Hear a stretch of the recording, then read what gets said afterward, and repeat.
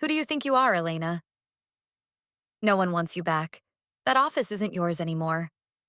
Want to see how she turns the tables and takes everything back?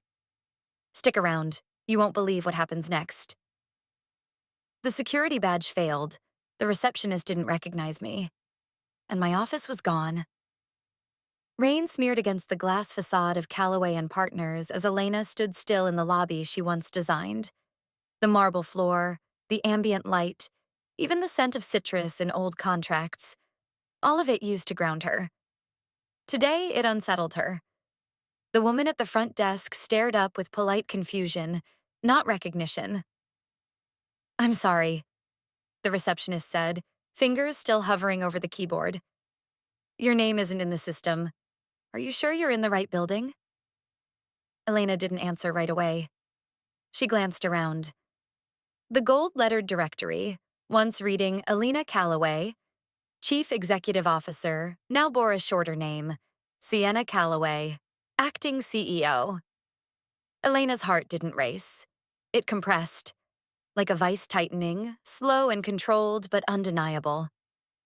"I built this building," she whispered, not to the receptionist but to herself. 2 months in Europe, Madrid, Berlin, Geneva, laying groundwork for their long-awaited expansion.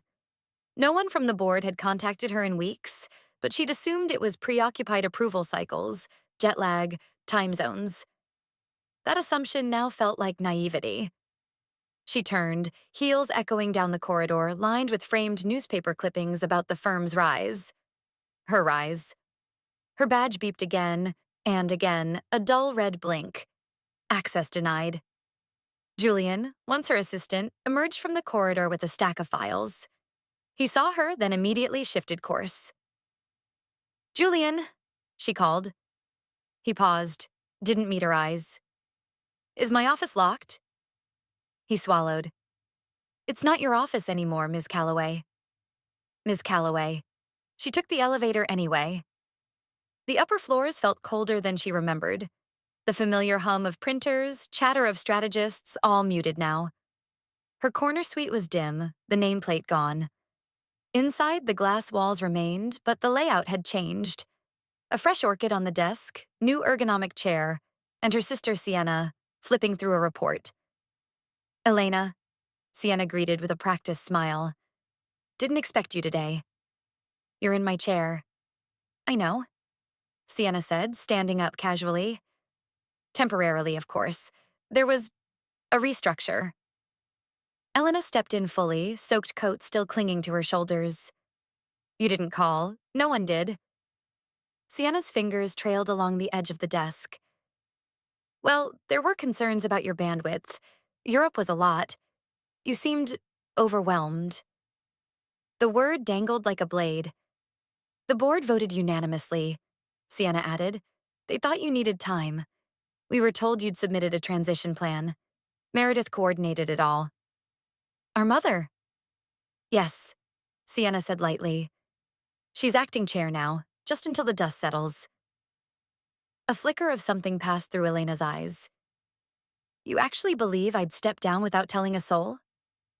"I'm not here to question your intentions," Sienna replied, "only to carry them forward. For the good of the firm." Elena pulled out her phone, jaw tight. She opened the company app. Nothing. Then the calendar. Blank. Then her email. Account not found. She tried again. And again. Everything was gone. "My credentials," she murmured. "They wiped me." Sienna looked at her without blinking. "You were the one who said the company had to be future-proof. I guess we took your advice." In that moment, Elena felt it fully. Not anger, not even shock.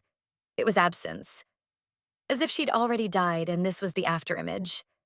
They'd erased her from the place she created, reduced her to a stranger with no access, no title, no voice. The rain picked up against the windows. Elena turned, walking past her old assistant who couldn't meet her eyes, past the receptionist now whispering into a headset. She opened her personal phone one more time. Error. This email no longer exists. She's digitally erased. They took my title, but not my leverage. Elena stood by the window of her Lincoln Park townhouse, a cup of untouched coffee growing cold in her hand. Morning sunlight streamed through the sheer curtains, casting thin gold bars across the floor like a cage drawn in light. Her reflection in the window barely looked like the woman who once stood before packed boardrooms and navigated billion-dollar decisions. Now, she was navigating silence and absence. Behind her, folders lay splayed across the dining table. Financial summaries, press releases, board minutes, every scrap she could pull from the public record in 12 hours of furious searching. None of them mentioned the vote that supposedly removed her. Just whispers of a restructure. No signatures, no trail. The doorbell rang, 3 precise chimes. She opened it to find Marcus Kane. Salt and pepper hair, cautious eyes, a coat too fine for someone no longer officially with the firm. His nod was curt but familiar. They hadn't spoken since the funeral. "I didn't expect you to come," she said. "You said you had questions," Marcus replied, stepping inside. "And I have concerns." They relocated to a quiet corner table at a discreet cafe a few blocks away. No one here would recognize them. Elena sat across from him, posture straight despite the exhaustion under her eyes. Marcus laid a leather folder between them, fingers tapping its edge. "They didn't fire you, Elena," he said softly. "They sidestepped you. There was no formal removal, just a temporary delegation of authority slipped into the board summary during your absence." "In my absence orchestrated by my mother," Elena replied, voice like glass. "She pushed me to Europe and filled the void with promises, tax deferrals, equity options, and a shiny new vision, led by your sister." Marcus opened the folder. But they forgot something. He pulled out a yellowed document, one Elena hadn't seen in years. The firm's original bylaws, penned and revised under Robert Calloway's tenure. "You remember what your father said?" Marcus asked. Elena nodded slowly. "As long as the bylaws stand, no one can truly erase you." Marcus flipped to a clause buried near the end. Highlighted in faded ink, Clause 47, B, Golden Share Provision. In the event of ethical deviation or unauthorized reorganization affecting founding equity holders, said holder shall retain veto authority and reinstatement rights through certified invocation, contingent upon the signature of Robert Calloway. Elena traced the words with her eyes. Her fingers remained still. "This clause grants you a trigger," Marcus said, "but it must be certified by him." She leaned back. "My father hasn't signed anything in 2 years, since the stroke." "He's not dead," Marcus added. "But he's also not accessible. Meredith has him surrounded. Private care, off-grid location. Even I don't know where exactly." "Of course she does," Elena murmured. She planned this while keeping the key under lock. Marcus hesitated. "There's more. Meredith changed the internal document index. Your father's signed originals, the full archives, are missing from the firm's legal vault." Elena's breath caught. "You mean, if there's no certified copy with his signature, we can't invoke Clause 47. Unless..." He tapped the folder again. "You find the original." She picked it up, flipping through the brittle pages, scanning for any sign, any handwritten mark, any proof that what her father built hadn't been swallowed by shadows and strategy.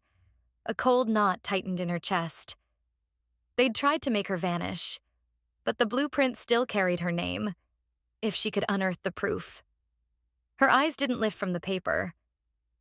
"Where's the original?" He hadn't spoken to anyone in weeks, but when he saw me, he whispered, "You came back."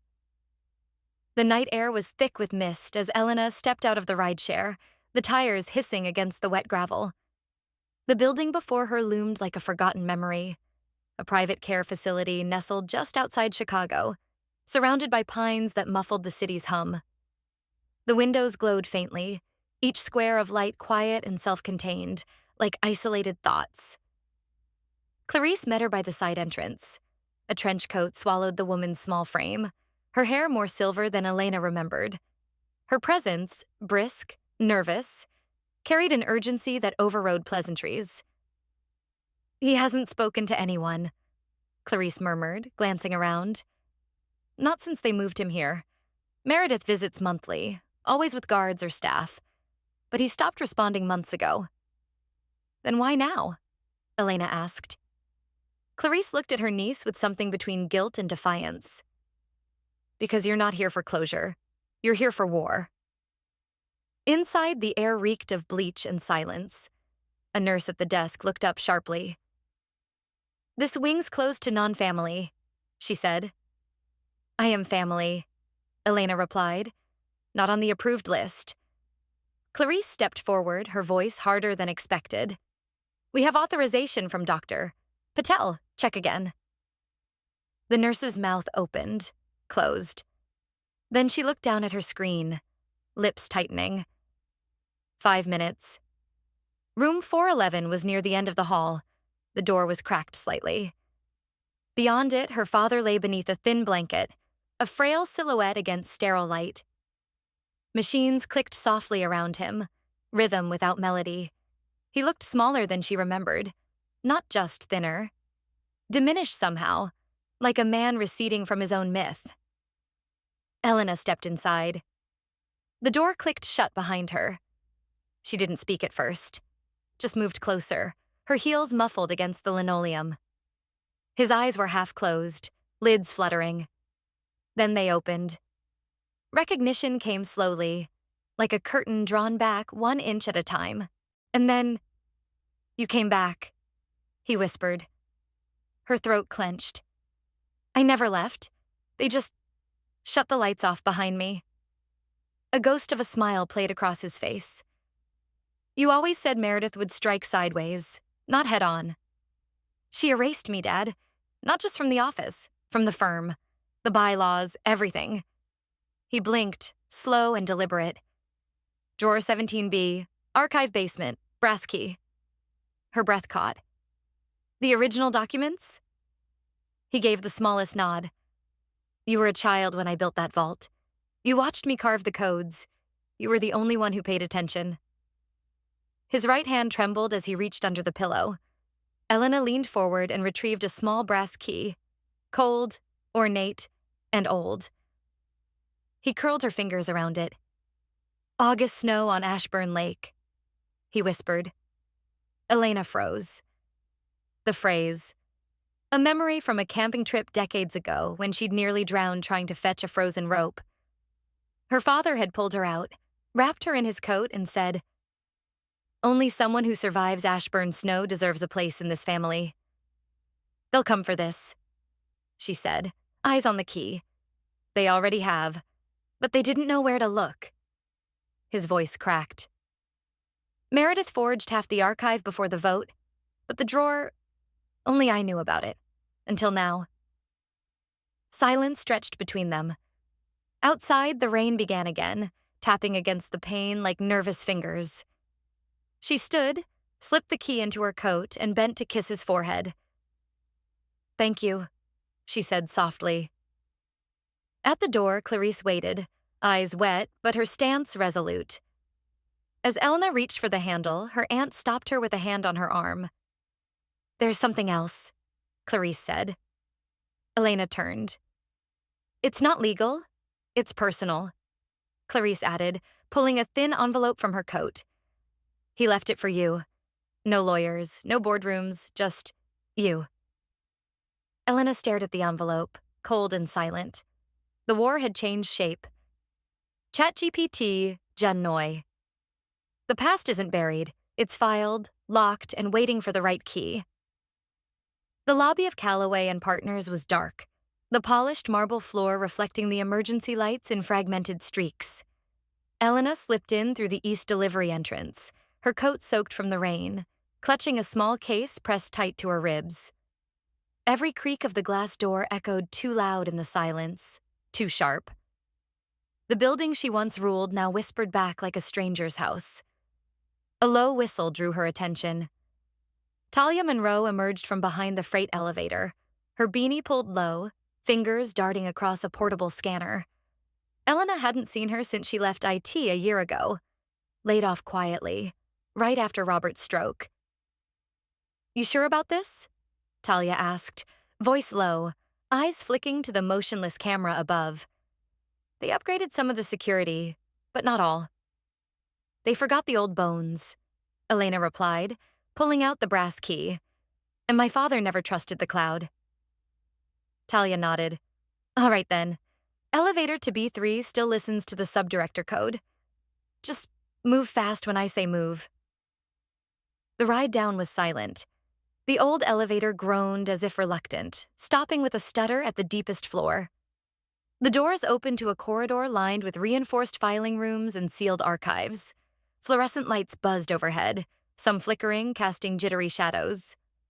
Archive room C17 sat at the far end, the door marked by nothing more than a fading sticker.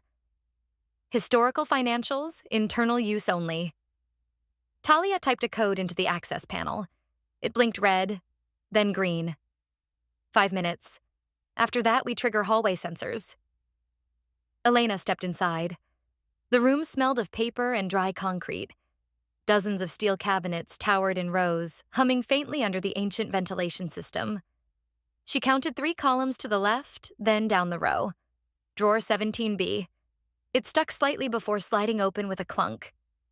Inside was a fireproof envelope. Across the flap, in black ink, E. See her initials. Her heart thudded.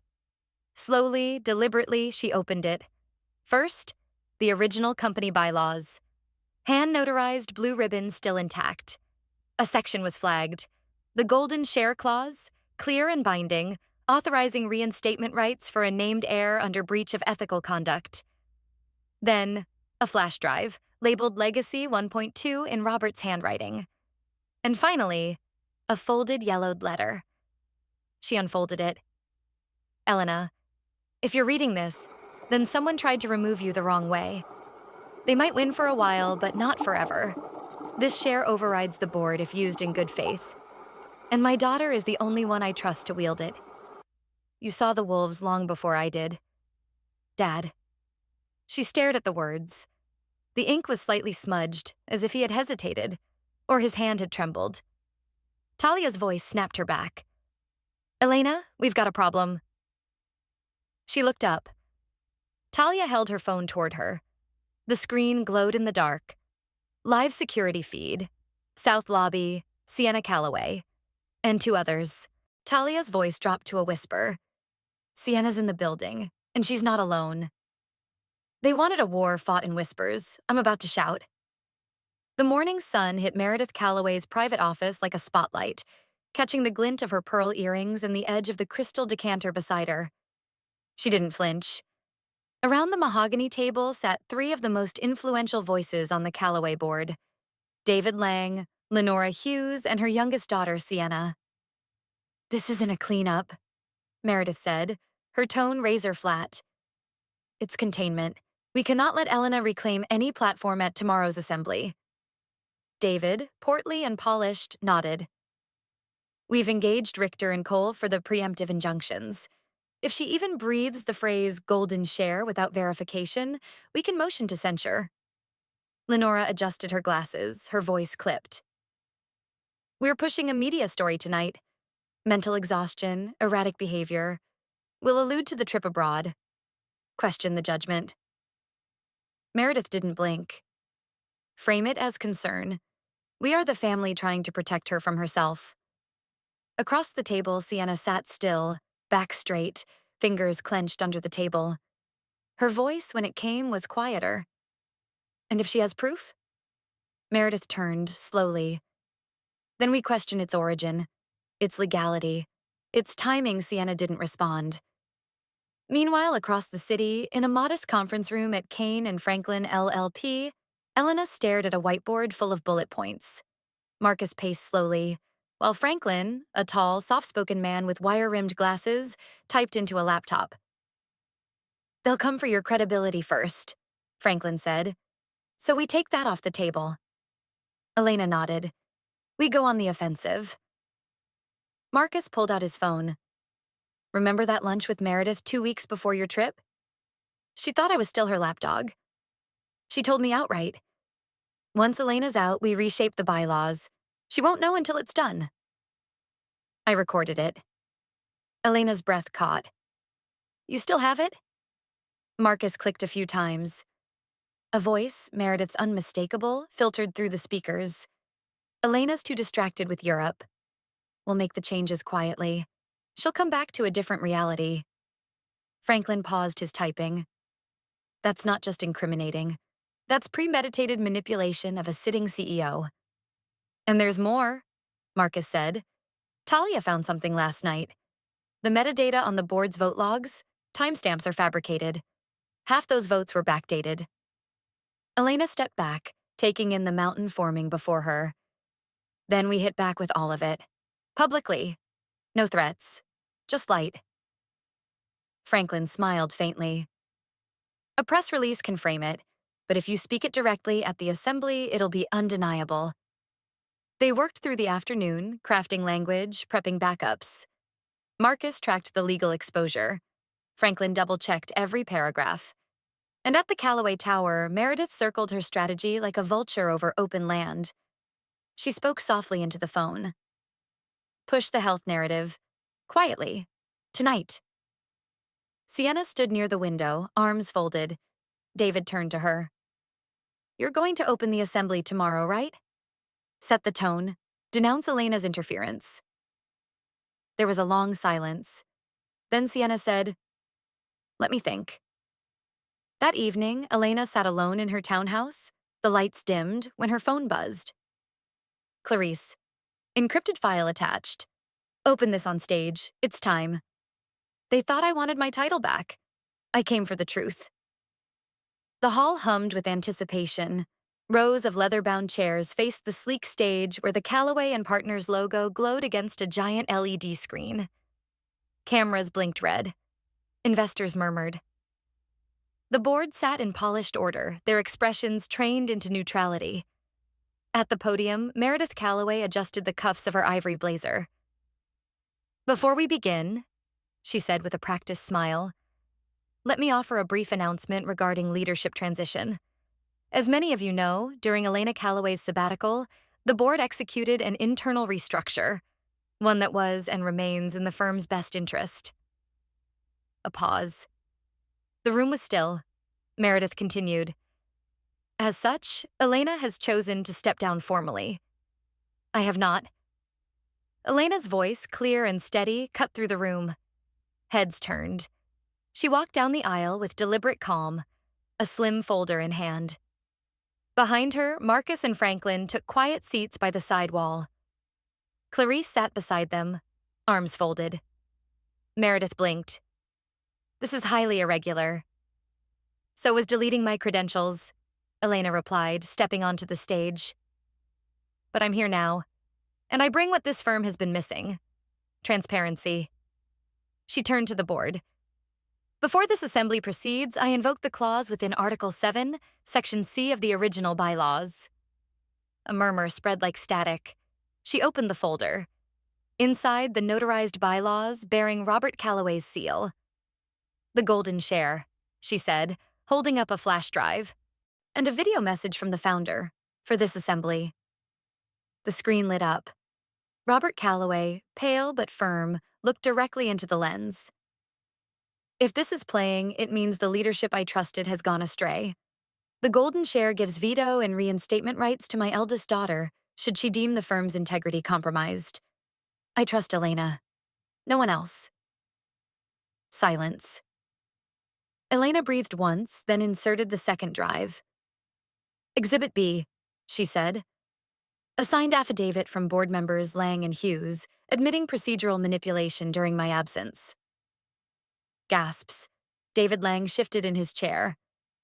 And finally, Elena continued, a digital audit, metadata showing timestamp forgeries on the vote that removed me, obtained by Talia Monroe, formerly of our IT staff. The screen displayed side-by-side logs, one forged, one authentic. Time discrepancies, vote anomalies, evidence. Meredith stood slowly. This is slander. It's forensic truth, Franklin said from his seat. The board moved quickly after that, An emergency motion was called. A vote. It wasn't unanimous, but it was decisive. Elena was reinstated as CEO. Meredith's title was suspended pending an internal investigation. She stood stiffly, then walked off stage without a word. As the room exhaled, Sienna lingered at the edge of the board table. She approached Elena, eyes unreadable. "You never lost this," she said quietly. "You just had to come back for it." Then she turned and followed her mother out. Elena remained on stage for a moment longer, letting the weight of silence return. She descended the steps, heels echoing in the marble lobby. Her phone buzzed. "Unknown caller." She answered. A soft voice on the other end. "Miss Calloway? This is Dr. Rivera. Your father's asking for you." The car moved silently through early evening fog, its headlights cutting long shadows across the tree-lined road. Elena sat in the back seat, her phone resting in her lap, screen dimmed. The words still echoed. "He's asking for you." It had been hours since the assembly, since the reinstatement. Since Meredith walked off the stage with the kind of silence that said everything and nothing. But now, none of it mattered. Not the applause, not the press, not the cautious handshakes from the board. This wasn't about the company anymore. It was about him. The driver stopped in front of the facility. Not the main entrance this time. A side wing. Restricted access. A nurse with soft eyes opened the door and gave a silent nod, as if she'd been waiting. "He's awake," she said gently. More than usual. The hallway felt longer than before. Or maybe it was Elena who was slower. Every step carried the weight of 17 years, of legacy, absence, expectations, and all the words they never said. Room 411. The door creaked open on her touch. Robert Calloway sat upright, draped in a navy blanket, his face pale but his eyes startlingly lucid. He smiled faintly. "You came back. Again." Elena took the chair beside him, her fingers brushing his. "I always do," she whispered. He coughed, weak but not labored. "I watched the stream. Clarice made sure of it." "You saw the vote?" He nodded. "And Meredith's face. Worth the price of every hospital bill." They both smiled. Then silence. Comfortable. He looked out the window, beyond the rain-glazed glass to the city barely visible through the mist. "She played the long game," Elena said. "I didn't see it coming." "She counted on that," Robert replied. "But I never did. I knew you'd get there. In your own time." There was a pause. He reached to the side drawer and pulled out a thin envelope. "This wasn't for the lawyers," he said. "It's for you." Elena opened it slowly. Inside, a hand-drawn family tree. Not the corporate kind, but one with stories scribbled in the margins. Arrows, crossouts, and her name circled twice. "At the bottom," Robert said. "I wrote something." Before, everything got blurry. She turned the page. In faded black ink, it read, "Don't inherit my company. Inherit my lessons." Her eyes stung. She folded the paper carefully. "You gave me both," she said, "even when you weren't trying to." He chuckled, voice thin. "You were always better than I was. You just didn't know it yet." He paused.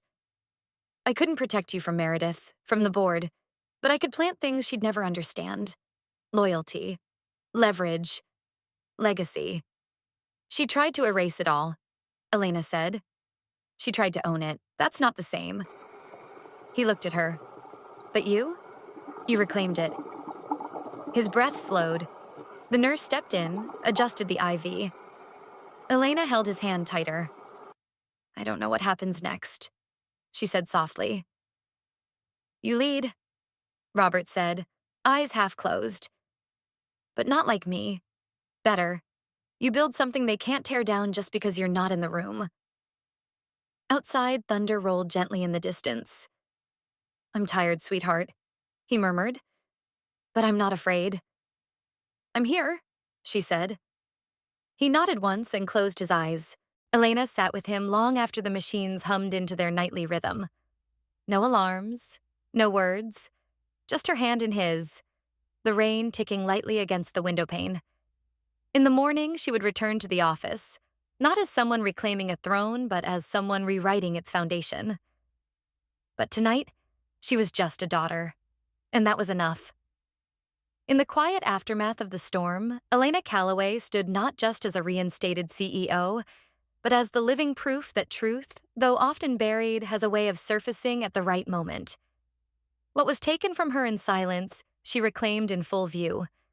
Not with vengeance, but with clarity and purpose. Her journey had not been one of brute resistance, but of deliberate resolve. With every locked door she reopened, every document unearthed, and every lie exposed, she reminded those watching, and perhaps even herself, that legacy is not inherited, but earned again and again through action. Meredith's web of control, once so tightly spun, unraveled not through force, but by the simple power of truth held to light. Justice, when delayed, tempts even the brave to surrender. But Elena proved that time cannot erase what's right, only obscure it for a while. And like the tide that always finds its way back to shore, the truth returned. Calm, unstoppable, and undeniable. When injustice is met with unwavering courage, the final verdict can echo through a lifetime. No wall of lies can stand forever against the tide of truth. Sometimes it takes a single act of quiet defiance. A daughter returning to her father's side, a key turned in an old drawer, a clause remembered, to shift an entire empire back toward integrity. And when that moment comes, may we all have the courage to rise, not to reclaim what was stolen, but to restore what should have never been taken. If Elena's story moved you, if you've ever felt silenced, overlooked, or betrayed, then you know, this victory wasn't just hers. It was a stand for every voice ever dismissed. Comment 1 below if you've ever been underestimated but chose to rise anyway. Like this story, share it with someone who needs the reminder, and subscribe for more tales where truth, finally, gets to speak.